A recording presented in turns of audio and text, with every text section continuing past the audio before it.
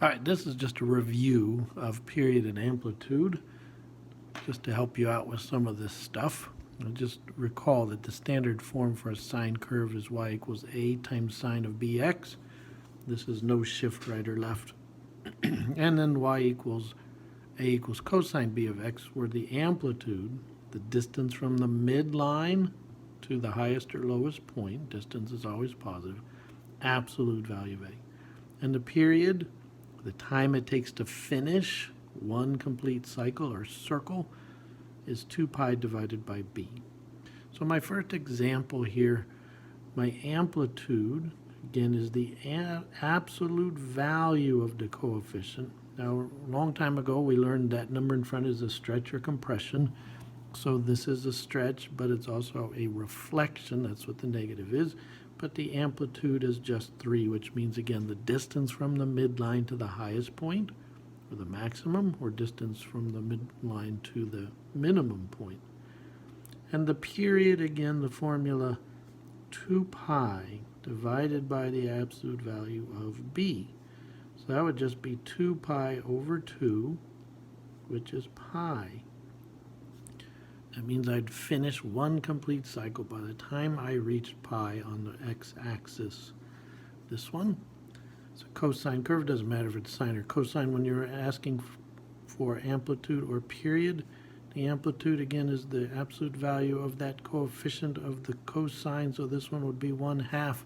That means I'll move 1/2 of a unit above the midline and 1/2 of a unit below the midline. And the period, I'm going to write it out this way instead, because I have a fraction and the absolute value of negative 2/3 is positive 2/3. But remember, way back in 3rd grade, 4th grade, whatever, for me it was kindergarten, keep, change, flip. The 2's are going to cross each other out. So the period is 3 pi. So amplitude and period. Now, given a picture of a graph, you want to pause and draw that, make sure you have these units correct. That's important. And right away I can tell this is a cosine curve because it does not go through the origin. It's a cosine curve. Now, is this the midline? Well, I look at the lowest point, which is 3 below the x-axis. The highest point is 3 above the x-axis. That means there's 6 units between the lowest and highest. Half of that would be 3. So the amplitude is 3. The period, I'm looking for, I always start on the y-axis, and notice it's at a maximum value. Now, to get back to the maximum value, it takes all the way to here, back to the maximum, which is pi over 2. So my period is pi over 2. Now, to find my value of b, I'm going to write down the formula for the period, and I'm going to set it equal to the value I just wrote for the period. Okay, so now all I have to do is solve this equation for b, and I can do that by cross multiplying this as a proportion. 2 pi times 2 is 4 pi, and then b times pi is pi times b. And to solve for b, I would just divide by pi. So b is going to equal 4. Why do I need that? Because, again, my equation, we said this was a cosine, the equation is y equals a times cosine of bx. Okay, that's what I need the b for. Now, is this positive 3 or negative 3? Well, easy to tell on cosine. If it's above the x-axis, it's positive. If it starts below, it's negative. The sign, I'll get to that in a second. So this is a cosine curve, y equals a, which is 3, and it's positive. Cosine of bx, b is 4. All right, on this one, I can tell that this is a sine curve because it passes through the origin. And is this the midline? Let's check. Highest point is at positive 2, lowest point is at negative 2. There are 4 in between, so the amplitude is 2. Is that positive or negative? We'll get to that in a minute. The period, when does it get back to this and completes a complete circle?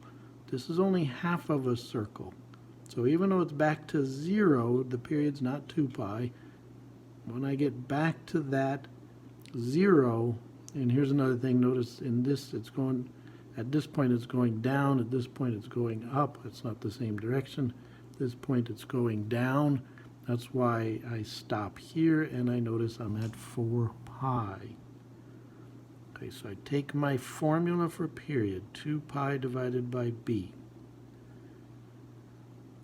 And I'm going to set it equal to the value I just found, which is 4 pi. And I can write that over 1, and I can solve this as a proportion. 2 pi equals 4 pi times b. To solve for b, and that's what I'm solving for, I want to get rid of what's on the side of the b, which is that 4 pi. These all cross out. Pi's cross out. 2 over 4 is 1/2. So the b value is 1/2. Now I know again this is a sine curve, but because on the right hand side it's going down, this is going to be negative in front. So it's negative 2 times sine, because it's passing through the origin, of bx. B is a half, so 1/2 x. And that is my equation. Now that will help you get through today's work. It's just practice from the same stuff you did yesterday. Good luck, and as always, have fun.